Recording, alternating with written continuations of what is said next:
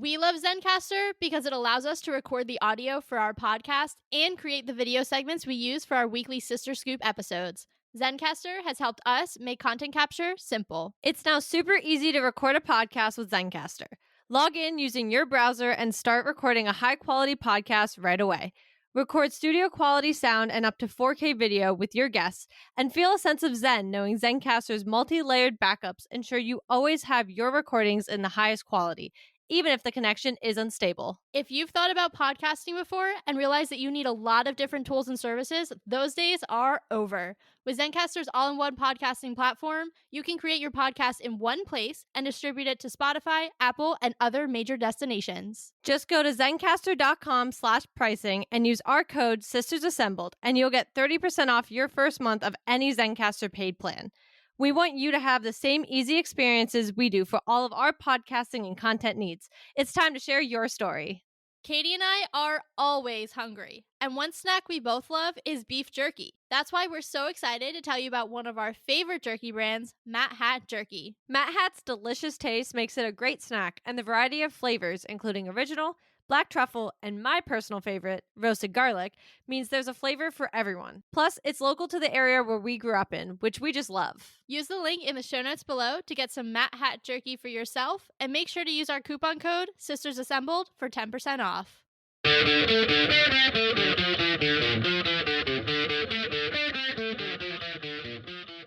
Hello and welcome to Sisters Assembled, your home for all things MCU. And I don't know about you, Kate, but I was a little bit surprised that this week we got 2 episodes of Daredevil Born Again. Maybe I just wasn't paying attention to the schedule, but I was not expecting that one. So we're going to be covering episodes 5 and 6 of Daredevil Born Again today with our reactions, predictions, and all kinds of theories. And because we've got 2 episodes to talk about, I'm going to kick it over to you first, and we're going to start right away. Were we supposed to? I don't know.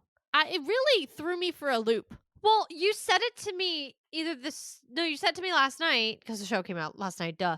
And I was like, what are you talking about? And you were like, yeah, I'm seeing that everybody's saying there's gonna be 2 episodes. And I was like, why? Granted, once I watched them, it made sense. I understood why they were released together, because I don't know if I would have felt as fulfilled by 5 if I couldn't go right into 6. Fair. And not because I didn't like 5. I did. I enjoyed it. I thought the whole bank robbery thing was really interesting, but it was very secluded in itself within the series. And so then to kind of give a 6 right away, because 6 is what I thought 5 was going to be. Yes. So I think kind of giving us that, I was like, okay, I understand releasing these together. I also, from a bigger picture point of view, mean that moves up the Daredevil timeline to end now a week before Thunderbolts. Not the night before or 2 nights before. Yeah. Exactly. Which makes sense. And as the one who has to edit the episodes, makes me incredibly happy. Well, my thing is more that I'm intrigued, because what's the reason? Well, right. Like, you sit here and now listen, we've picked apart the timelines before. We've picked apart the rosters. We've done it.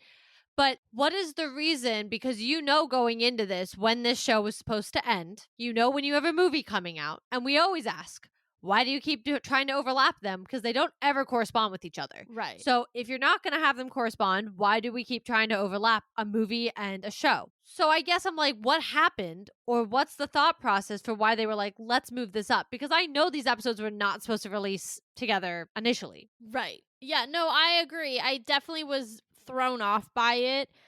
I also, when, talking about the timeline implications or the potential crossover implications, I mean, the low-hanging fruit theory is that the Thunderbolts are going to go a little more comic accurate than, initially what we thought, which we've talked about this a few times, but if you are just catching us now, the Thunderbolts are actually Wilson Fisk's enforcement group against vigilantes in New York.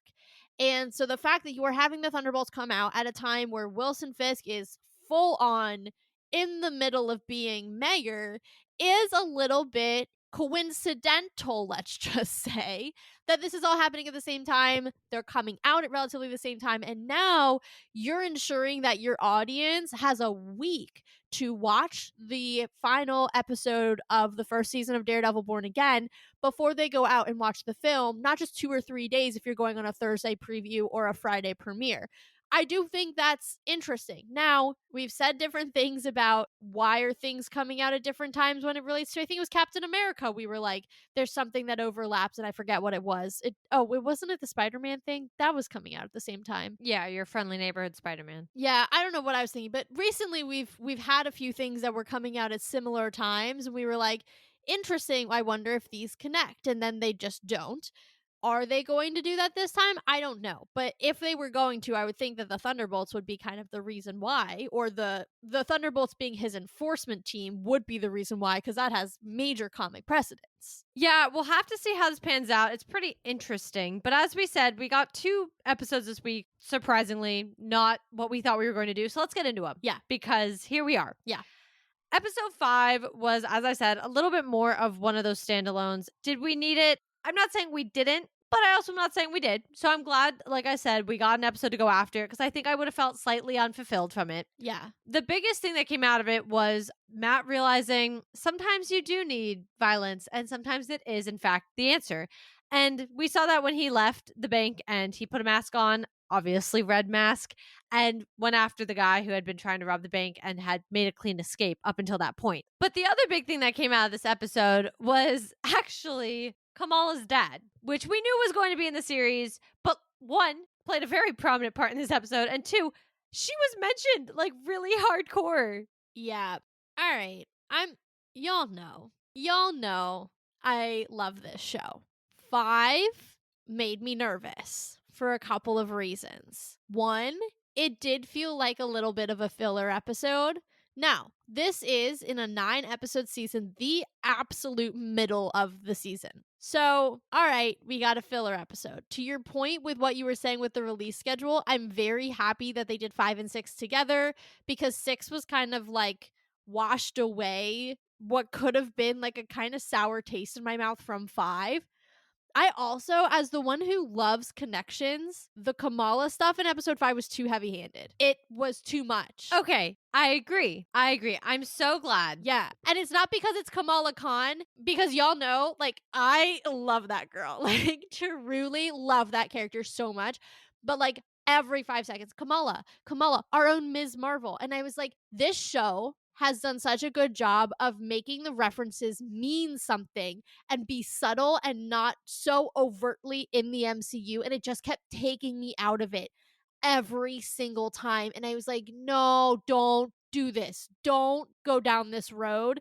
And it bothered me. It bothered me. I completely agree because I thought 1, he was going to leave it at his daughter and maybe being like, oh, she's in California, which, hey guys, who do you think she's recruiting over there? That's fine. I wouldn't have cared. But then he did keep going. And I guess this is so funny. This can sound hilarious. But actually, what made me start to realize it was being overdone was the fact that he never mentions he has a son. Oh, yeah. I was like, doesn't she have a sibling? Yeah. That was where I got really thrown off because as it kept going, I was like, he literally has a whole child that he's like barely mentioning. He has a whole son.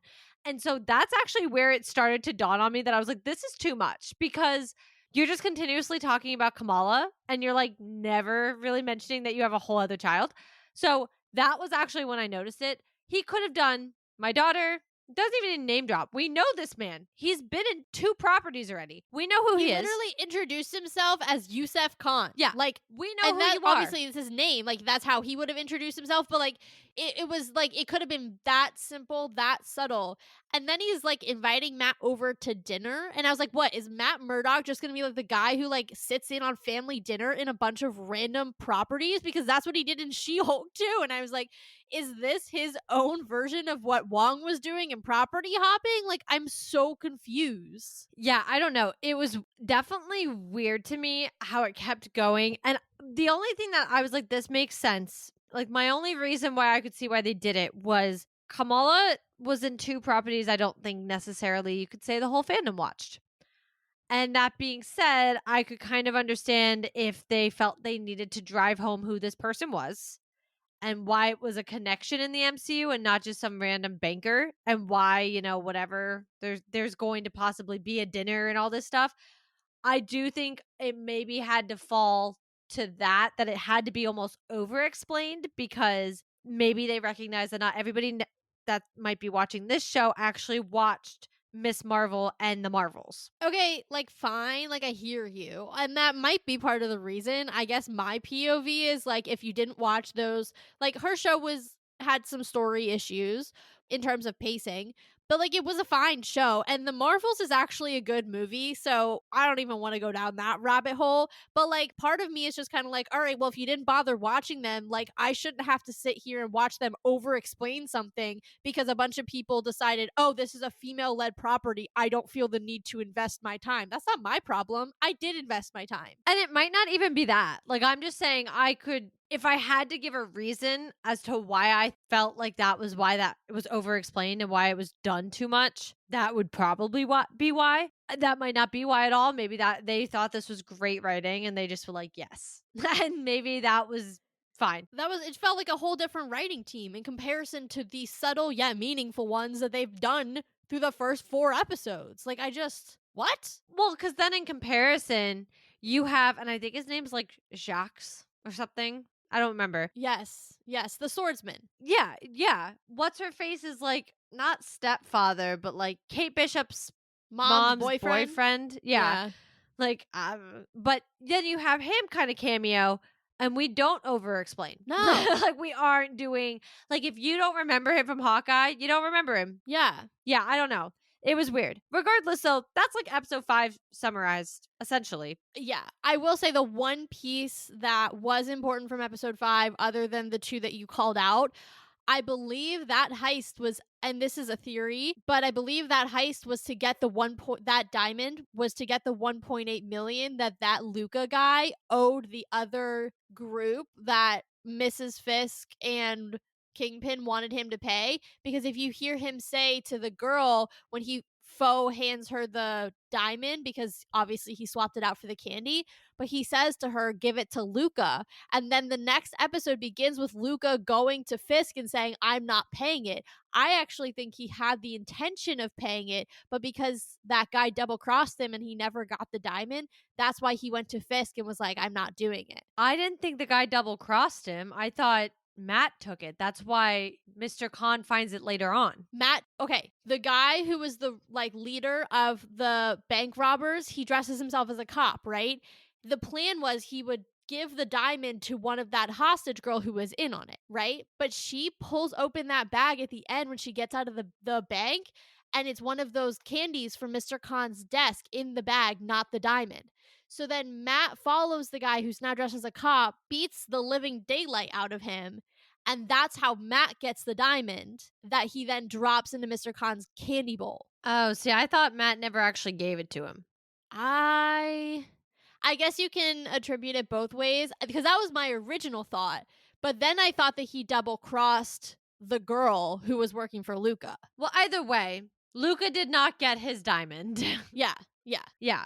Well, yeah, that was essentially like episode 5. Yeah. In a nutshell. There was not a lot to go into there. But then episode 6 said, hey, I'm here. Coming to the party. And I am bringing plot. Oh, it brought plot. It brought drama. I mean, it brought the entire spread. Because, again, as I said, episode 6 was exactly what I thought episode 5 was going to be. Yeah. Which is kind of, in its own way, interesting for the writing. Because, again, I don't know if I felt like episode 5 really had to happen. It could have been a 10-minute scene at the beginning of episode 6 if you really felt like you needed it. Right. That's why I'm a little like, I hope it pans out. Like, I hope we go into something that happened during that episode that we're like, oh, that's why that was so important. But episode 6 literally blew everything out of the water. Because, I mean, let's start with Muse, actually. Because this is like the biggest part, right? Yeah. They find out they have a serial killer in New York that they have estimated having killed already 60 people. That body count was insane. I was thinking 60? like 10, right? Because we only saw 2 or 3 in his lair at a time. And I was like, oh, he's like at the beginning of his murderous journey. No, 60 people. That's enough for like a busload. So while the number was definitely astronomical to what I thought, Think about it when you break it down. All that artwork that we have been seeing all season is attributed to him, which was a very nice touch. Yes. So good. Well, you could have implied it, or you could have been like, well, because Muse is coming, we're going to focus on all this graffiti. Yeah. No, like they were like, no, that was hid the whole time. Yeah. So confirming that, thinking about all the art, I think they said there were like what, 12 or 18 that they could confirm were definitely his. And so think about that. And then on top of the fact of he's at least the graffiti portion is his victim's blood. Well, once you die, you don't make more blood. Like once it's drained out of you, you can't keep making it. That's just kind of how that works. So I'm not entirely shocked because he needs to have a pretty good amount. Now, obviously, he likes the killing part, but I'm like, there are blood banks. Just steal from them. That's just my thought process. Obviously, during this episode, we see though that he graduates, if you will, to including his victims in his artwork more directly. Yes. That, again, I bring up if you didn't watch Grotesquerie, same idea. And that was where I was like, oh, they're going there. And I'm happy they're going there because if you're going to do a literal serial killer who does this, do it right. And they are. Well, and the thing about serial killers too is like they escalate, right? Like they are like their level of violence is like a hockey stick. They start out and then it just like gets exponentially worse, especially as either they're threatened or they are getting away with it, right? Because they have to almost, and look, it's been a long time since I've watched a true crime documentary, but it's like the idea that like they have to do more and more and more because the high, like they're not getting the same level of like stimulation almost. So like it's not surprising that he's like I feel like now doing it at a much more rapid pace. Like he started out slower. That's why he was able to hide it for so long. The only person who I loved this, the only person who was onto him was Hector. So now we're tying that piece into it as well. And we'll get to Angela in a second. But I do think it seems like he is becoming a little more reckless, maybe, and also like more rapidly committing these crimes because he's like his level of violence is escalating. It's definitely escalating, but I don't think it's for the reason of like, oh, he's getting away with it. And so he's kind of trying to do a little more.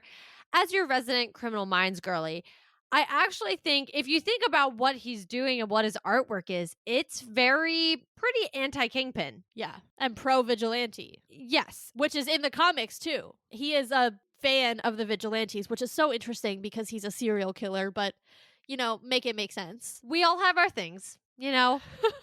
That's one way to put it, I guess. We all have our things.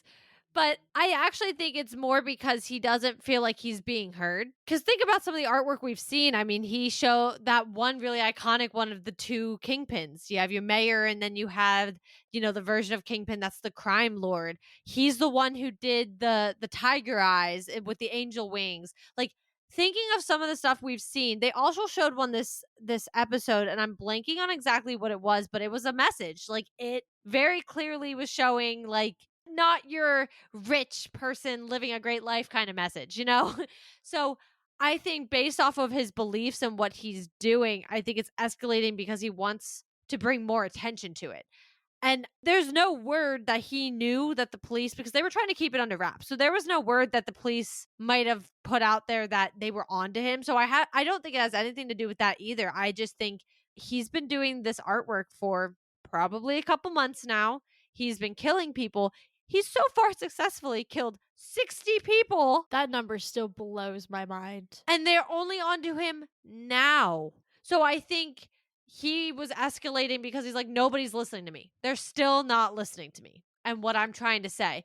And actually, he probably started right around when Kingpin became mayor. Yeah, I do think it's also interesting that he was kind of gaining notoriety as a graffiti artist, like outside of the fact that like obviously people didn't understand like what his material of choice was. Like those girls who he ended up murdering like went up to him and they're like, "Oh my gosh, are you Muse?" Like he was gaining notoriety. So there is some level of like I almost wonder if he's actually escalating because he is being heard, because he is gaining notoriety, but he doesn't they're not understanding the full scope of what he is doing yet. Like they're not understanding if I'm gonna put on my serial killer hat for a second, This is gonna be my favorite episode that we ever recorded. I literally think you must be so happy right now. But like, if I'm gonna like try to step into a serial killer's shoes, like they're not understanding the depth of his genius. Like, not only is he, sending these messages through arguably, regardless of the medium, like set that aside, beautiful art. Like his pieces are gorgeous. They're meaningful. They're very well done. But half the genius is the fact that he has mixed this like epoxy thing using human blood, and he has to do all this work just to get his, paint material of choice. So they're missing half of the work he's doing. So I actually think it's a little bit of what you said, but kind of the opposite of like, oh, I'm getting attention, but you're missing half of the message. I'm not even sure it's about missing half the message, honestly. I mean, I think it's about missing the message, but not that one. Maybe I should say it that way. He doesn't want fame. That's not the point of his art. And so I think those girls coming up to him and being like, "Oh my god, like you're amused, blah, blah." That's not what he wants. He wears a mask for a reason. He doesn't want people to know who he is. He's not looking to be famous. He's looking to tell a message. And when you're going up to somebody and you're just like, "Oh my god," like you're there for the person and not what they're creating. Fair point. And so they're completely overlooking what he is creating, regardless of how he's doing it. The whole how he's doing it thing, great chance that's just the psychopathic part of him that just whatever, because he's also not killing. Like, if he had kind of a class of people he was killing, that'd be different. Yeah, like if he was going after like criminals, like if he himself was acting as a vigilante, where he was Right. like, "Hey, like I'm gonna Frank Castle these criminals, but then repurpose their bodily fluids for my art." That would be one thing. Or going for like the higher class people, because clearly that's what his art is kind of targeting, are those types of people. yeah, the class divide. Right. So, killing upper class. And now, granted, when you have the upper class, like you do run more of the risk. I understand that. So maybe that could be part of it too. He's just not at a place where he feels the need to take the risk when victims kind of fall into his hands a lot easier. Or is it kind of almost what you were saying, but the reverse? Like the idea of like the regular person, you are not protecting them, right? Like I was able to literally murder 60 people and nobody but this one guy, and I don't even know that he knew that Hector was paying attention to him. Nobody but this one guy was connecting the dots because they're regular people, they don't matter. Right. Whereas if he were to kidnap someone from, a wealthier status, that would be all over the headlines. There would be manhunts, the whole nine. So I wonder if that's almost like a message in and of itself, is like, you don't care about the common man because I took 60 people away and you didn't do jack squat. Yeah. You only just noticed there's a serial killer. Yeah, I mean, Mayor Kingpin himself was literally like, why is it that the sanitation department can tell that there is a 60-person serial killer out here and the NYPD doesn't know? Yeah. Well, and I think that's the part where Hector was on to him, was about the disappearances, because Hector did care about the little man. And so that's what he was on to. Well, and he says that to Matt. I'm so glad they did that flashback, because he said that to Matt in the holding cell, or not the holding cell, whatever, that the visitation thing, where he says to him, well, what about all the people that are going missing? Nobody is doing anything about it. And like at the time you can like toss it under the rug and say, oh, well, he's just talking about in general, because people go missing all the time. Like, it's a sad truth, but it's a truth. And you can kind of be like, oh, just brushing it off, like, oh, he's just talking about any person off the street who meets an unfortunate circumstance. But then you look back and then they play that flashback that Matt's thinking about it when Angela's talking to him. And it's like, oh no, like he was talking about specific people going missing on a pattern. And he was trying to uncover that and learn more about it. Yeah, I think Muse is very interesting. And I actually didn't expect Daredevil to interact with him already. That was early. I also was like, how did you find this man? But beyond that fact, that was its own thing. And I get it. Matt has his special abilities, but I was like, how? How did you track him down like this? Yeah, that bothered me. I'm not gonna lie, it bothered me a little bit that he found him so quickly and so easily, because like he has gone under the radar for so long. Matt is like high key incredibly rusty, like no shade, but like he has not been Daredevil. Well, I mean, he struggled with that that robber in episode 5, and you could see it. He struggled fighting him. Yeah. And I mean, even just I just don't think his abilities are like as sharp as they maybe used to be as well because yes, he's using the hearing and we see that often, but like I don't know that he's using some of his other skills that were specifically attuned to being Daredevil as much in his day-to-day life. So it's like so this guy who hasn't been Daredevil for over a year is only slightly dabbling in his skills is gonna find Muse and then beat him in a hand to hand fight. I will say it was a more even fight than I think Matt was expecting, but that part I was like, and I'm glad he got a. Okay, this is gonna sound bad, but I'm glad Muse got away because I do think that there needs to be like a bigger fight later on. Yeah. But I was kind of like, he found him in one night this quickly. He just found out about the dude today. Well, Muse is definitely only gearing up. And now that Matt has pretty much ruined his little hideout, he's going to have to find new space. So he's going to have to regroup. But I also think it's going to make him really angry. Yeah, Because, like I said, he had no indication anybody was on to him. So now that he knows somebody is, I think, regardless if he likes the vigilantes or not, he knows that he's been compromised. So I do think this is where he not only gets more reckless, but he gets more violent. We're going to see a lot more of kind of what he already did this episode with the two women. We're going to see a lot more artwork like that, I think, because this kind of starts that downward spiral of like, you know, the end's coming. yeah. Once somebody's on to you, you know the end is coming. And then it's kind of becoming, well, how much can I do and how much can I get done and what can I show still before it happens? And so that's when the recklessness comes in. And that's just when you kind of go, all in and all the tactic leaves. So I was glad he got away for that reason because I think crap's going to hit the fan with him. As far as Daredevil, yes, I was annoyed he found him so fast. I understand the whole point was he was there to try and save Angela, and maybe he kind of had an idea of where she was roaming. And between that and like being able to hear and things of that nature, maybe that's how he did it. It did kind of annoy me because I was like, how? I didn't think Muse was going to already have her in his lair. So I did kind of think that's like, okay, really fine. It put a little urgency on it. Yeah. But I think it was a smart move to have it happen the way it did because we actually see the moment Matt also snaps and is like, "Oh my god, screw it." Like he just is like they're never gonna, and maybe he had an idea already of where this person could have been. Maybe it wasn't Muse himself, but just the area and everything else he's kind of learned. But he just was like, they're never gonna get to her. They're never gonna save her. And that's what actually was the impetus for him putting on the Daredevil suit again, was he was like, this can't happen. Like, I wasn't gonna go against this guy as the what is his name? Cherry. Like he was like, this isn't for you, Matt. This is for the police to take care of. Like, don't go after this. And I don't know if he would have. But then Angela was taken. And I think that made it too personal. And now it's a vendetta. Like now he's going to go after this man. He's had the interaction. He saw what he's been doing. Like it's going to be an interesting relationship they share because also Muse kind of adores what the vigilantes were doing. He appreciates it.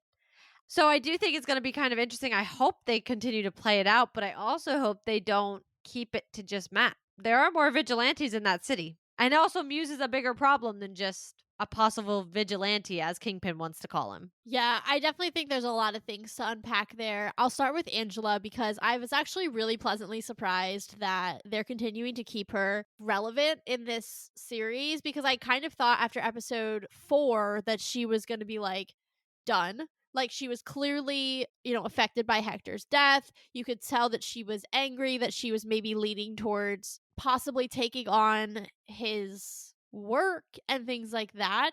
But then for them to continue her on and show that she like has this relationship with Matt or she trusts him to a certain extent, and then that she is not just thinking about continuing his work, but was actively aware of things that he was doing.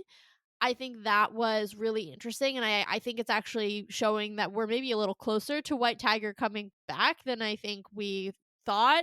I don't know if it'll happen this season, but maybe in a season 2. I mean, she's still kind of young, but hey, so is Kamala and all those young Avengers out there. So she's not that much younger than any of them. I thought that was great, actually. I was really excited to see that. And I think it also played a lot on what you were saying about how Matt was maybe not going to go after Muse until Angela became one of the victims. That played a lot, I think, on his guilt because she had warned him and she had gone to him to preemptively stop this guy. I mean, not preemptively, he was 60 bodies in, but to stop him where he was at that point. And she warned him. And I don't think she really had an inkling of exactly what she was going up against, or she would have gone in there with maybe more than her telephone. But she was trying to warn him that something was wrong, and he kind of brushed her off because he is fighting this inner battle between what he thinks is right and honoring Foggy's legacy and what he can do and the difference he can make as Daredevil, which we saw as Frank was saying last episode. It just gave me the image in my head of Foggy on one shoulder and Frank on the other shoulder as like the angel and devil, but that's like exactly what's going on here. Pretty much. Yeah. And so, like, you're seeing that battle within Matt, and like she, in her own way, without really knowing it, was trying to push him in that Frank camp, though she definitely doesn't know that he's Daredevil. But like, she was unwittingly doing that. And then he felt so guilty because he did not validate her feelings or the fact that she was trusting him with that information, and then she felt like she had to take it, into her own hands, and ended up almost becoming his next victim. So I think that was also a huge driving factor for Matt. But yeah, I think in terms of Muse and Matt, I mean, honestly, this cat and mouse is probably going to be one of my favorites. I think Bullseye was an interesting one just because of his powers and how that plays around with like Matt and his ability. But at the same time, like, I think Muse, because he is unhinged in a way that even Bullseye wasn't. Like, look, he's got his issues too. Let's not minimize that. But I think that Muse is like at a whole nother level. And that is just going to be so fascinating, that cat and mouse. And honestly, I don't even know who's the cat and who's the mouse, if I'm being honest, because I think they're going to switch roles a few times. Yeah, and I think it's going to be interesting because I think we're at a crossroads, so we're going to go down one path here that still relates to this part of it. Muse is not just going to be on the run from Daredevil. And I don't think Matt in good conscience is going to be able to keep it completely silent, because why would he? I mean, this is not, again, like, I'm even thinking back to the first season with the whole kingpin thing. Like, this is not organized crime where somebody might get caught in a crossfire or something. This is a literal serial killer. Yeah. Again, affecting everybody. So, because the police are after him on one end and Matt's kind of after him on the other, and Matt doesn't yet fully, I mean, obviously Matt kind of does, because Cherry, that's the information Cherry shared. He said, my resource at the precinct is letting me know that this is going on. So, Muse is being actually pursued by two ends at this point. And so I do think, when you were kind of saying, I think that cat and mouse is going to keep switching, I think it's going to happen on both fronts, with the police force and otherwise with Matt, because I think it's important to remember that when you look at Muse, I mean, we met Muse in the second episode, right? Remember how this person acts. When you corner a scared animal, what do? Lash out. Right. I'm just going to leave it at that. I feel like that in itself kind of encapsulates where Muse is at. On the flip side, let's talk about the police, because Kingpin, oh, Kingpin. And I'm going to go back to calling him that, because Mayor Fisk, you are not, honey. You are going right back to being Mr. Kingpin. He reverted this episode. Oh, he he reverted fully hard. reverted in two ways. Yeah. One, with the police force and the anti-vigilante task force, which as soon as that was named, I went ding, ding, ding. Yep. That name sounds familiar. Here's Kingpin pulling out the worst of the worst, pretty much, of the police, and saying, you guys are promoted to do the worst you can, because screw the vigilantes. Now one of them supposedly is a serial killer. Amazing writing. Amazing writing. Because you gave him ammunition. He wears a mask, right? Vigilante. Well, nobody wants a vigilante out there killing people. Not like this. Not innocent people. And he literally wrote them a blank check. No body cams. They're reporting to him. He is their direct oversight, which, that man has no scruples. We saw that. So, yeah, I mean, he literally basically said, it's all on the table. Just get the job done. Okay, that's totally going to solve the problem. Yeah, that's definitely it. Oh, this will be his downfall. Oh, yeah, but then you're going to meet Muse's level of delusion and violence with that type of mob mentality. Look, Daredevil's violent, right? That's just an obvious statement. But he's like a scalpel when this task force is like a buzzsaw. And that's how they're coming at this in different ways. How you were saying they're going to pinch him from both sides. But I would think that in dealing with someone who is dealing with psychosis, it might be better to go at it with a little bit more of a scalpel approach than an ultra violent buzzsaw approach. Because if you want to talk about scared animal, yeah, this is going to be a little triggering. And so I can only imagine the level of violence that's going to come out from Muse when he has Daredevil on one side and this group of dudes who have basically been given the carte blanche to do whatever they want to come find him. That is just a recipe for absolute chaos, violence, and disaster. Well, and the worst part of it too is theoretically they were created to take down Muse, to find him and take him down, but the name's not Anti-Muse Task Force, it's Anti-Vigilante, Yep. which means they're going to also be getting in Daredevil's way of trying to take him down. Yep. I would probably assume Frank's coming back because if you even look up Muse and spend 5 minutes reading a description, his 3 main, or I guess he's the villain of 3 main people: Daredevil, the Punisher, and Blind Spot. We don't have a Blind Spot, but we do have a Punisher. So I would assume if you have Frank coming back, now you have a whole other like loose cannon kind of in there. That's a lot of very violent variables. Right. But you also have another vigilante. This isn't going to happen this season, but let's not forget we have Luke Cage hanging out there. We have your Spider-Man hanging out there. We have Jessica Jones hanging out there. We have a lot of other vigilantes hanging out in New York City. So not only is this going to be a huge problem right now for Daredevil and just taking down Muse in general and all this other stuff, but it's also, if this is able to continue into season 2, which I hope it does. I don't want Kingpin to lose his mayorship, if that's the word, now. Agreed. Let him have a second season, but let the public already start to kind of have a differing point of view. He already has half the public not behind him. Let some of the people who voted for him start to see how he's not doing it. Look at the benefit gala thing he had to go to. And New York's elite wouldn't even back him. They sat there and they saw him for what he was. Well, did they, or did they think his money was not as good as their money? I mean, look, like, yeah, it's a I'm mix not of both. defending Wilson Fisk here, but there's a little bit of, new rich versus old rich going on there too. Yes, but also, even what that woman was specifically saying, she picked them apart. She said, you did all your business out on the ports and your big project is suddenly going to be at the port.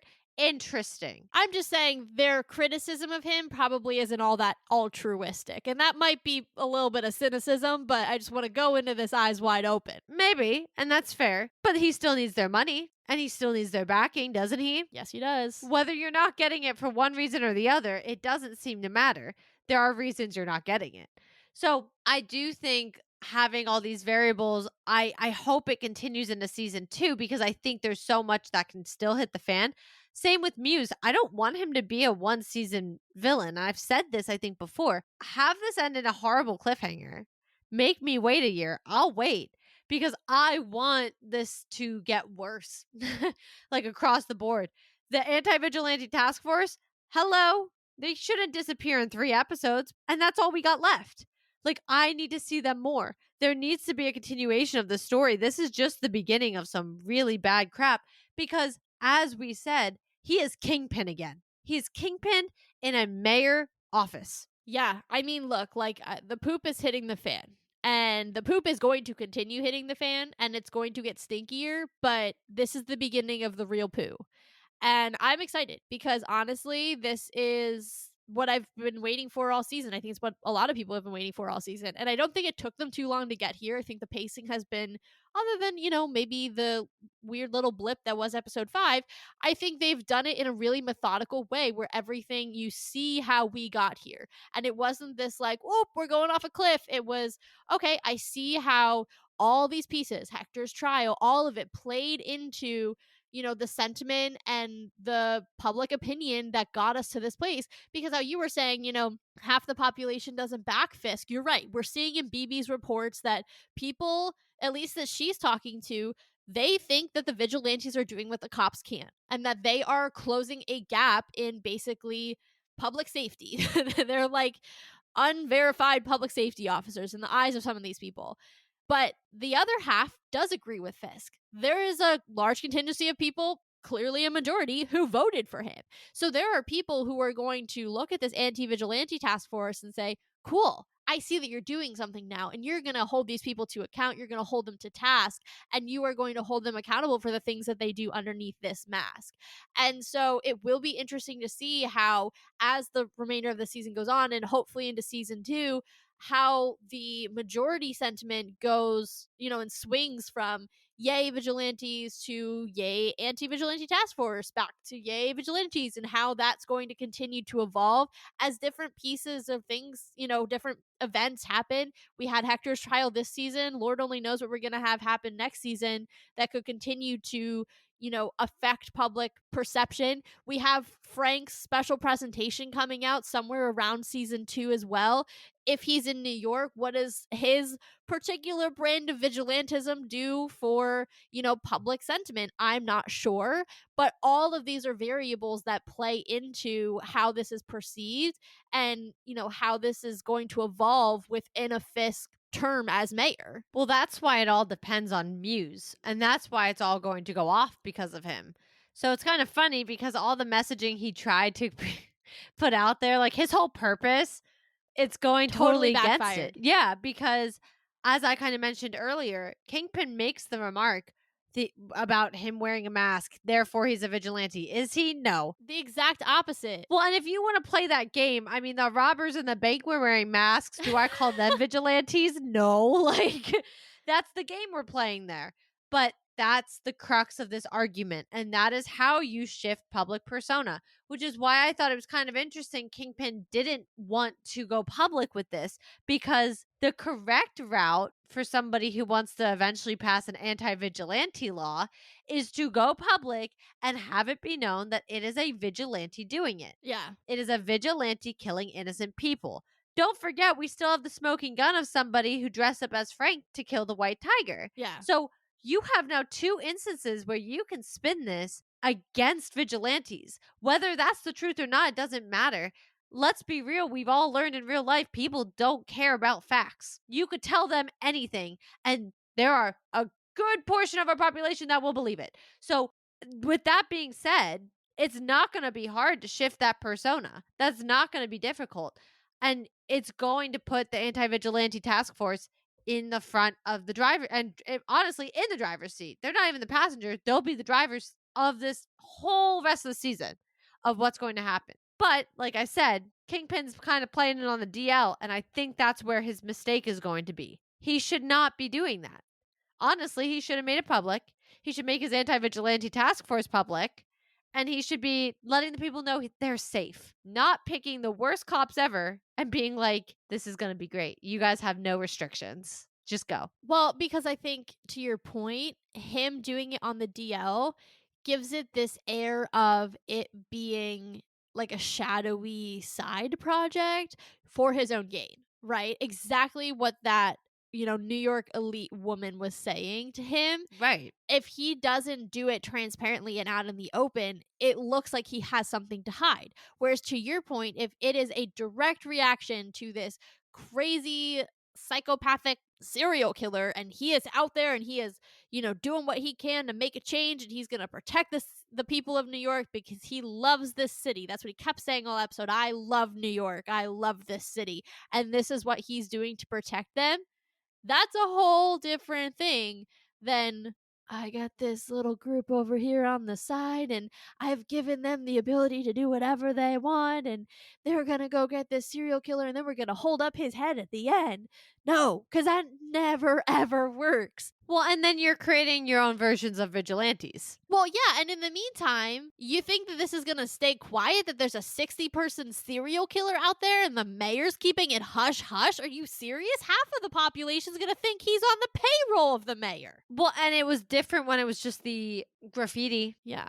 But as he's getting more bold with his messaging, and now that he feels cornered, he's only likely to get more bold with it. Hey, it's not going to be a police officer that finds it. That's not how that works. No, and it's definitely interesting watching both of them backslide this episode. But there's one other way that Kingpin definitely reverted that I want to talk about, and then we'll probably call it, because at least for me, I've talked about all the things I want to after this. And we know he did it before because we've seen his broken knuckles previously. I believe it was actually in the first couple of episodes. So we know he's taken a beating. Well, no, I'm not sorry, not taken a beating. He has given a beating to Adam in the past.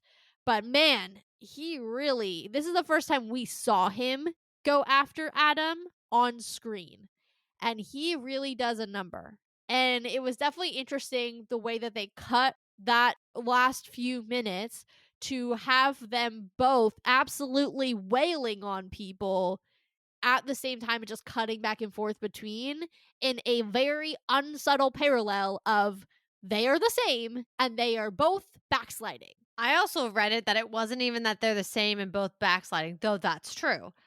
But it also makes Kingpin look like the good guy. And it makes Daredevil look like the good guy. Because think about it, we associate Daredevil with being good. Yeah. We associate Kingpin with being bad. But when you show them both fighting similarly in this cut scene, it kind of blends those lines, right? So I assume Daredevil's good. Well, now Kingpin's doing the right thing in this fight. He's beating on the man who slept with his wife. That's the right thing to do. Or we can look at the other way and be like, Kingpin is still beating on a man who maybe didn't even know she was married and slept with this woman. And is Daredevil doing the right thing by beating up Muse right now? What about everything else Muse might stand for? What, like, it creates this gray area for both of them when you create these exact parallels in the fight that Daredevil might not inherently be the right one in the fight, and neither is Kingpin. He might not inherently be the wrong one in the fight, which I think is kind of interesting. Yeah, I mean, to your point, it's neither one of them is all good or all bad. Right. And that's what those last few moments really showed. And that's what I think I is one of the things I'm most excited for. Obviously, the Muse situation is going to be horrifyingly fascinating to watch over the next 3 episodes. But I think too the evolution of these two as they continue to battle their demons and, go from the darkness to the light and back again, and watching them do that oftentimes at the same time is very, very interesting. And honestly, I know we've said it before, but these two have probably one of the most fascinating antagonistic dynamics in television. And they play it so well, and you can tell that both of them truly understand their characters to a T, and they really get it. And it's honestly very fun to watch. Yeah, I agree. All right. Well, on that note, we are going to call it on episodes 5 and 6 of Daredevil Born Again because we got an extra special treat this week.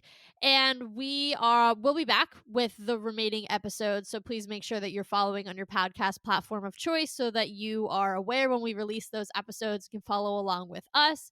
You can also check out our website, Central Hub, to all things related to the show. And if you're enjoying the show and you want to help support us, you can do that via our Buy Me a Coffee, which is linked below in the show notes. You guys can also give us a follow on our socials, which are in the show notes as well. And next week, we are tackling Daredevil episode 7. We are now in the last third after having our double episodes this week. We are in the last third of Daredevil Born Again, and things are getting spicy over here. So make sure you guys are keeping up with the show and us. You're keeping up with all of our reactions as Marvel just blew your mind. So let's talk about it.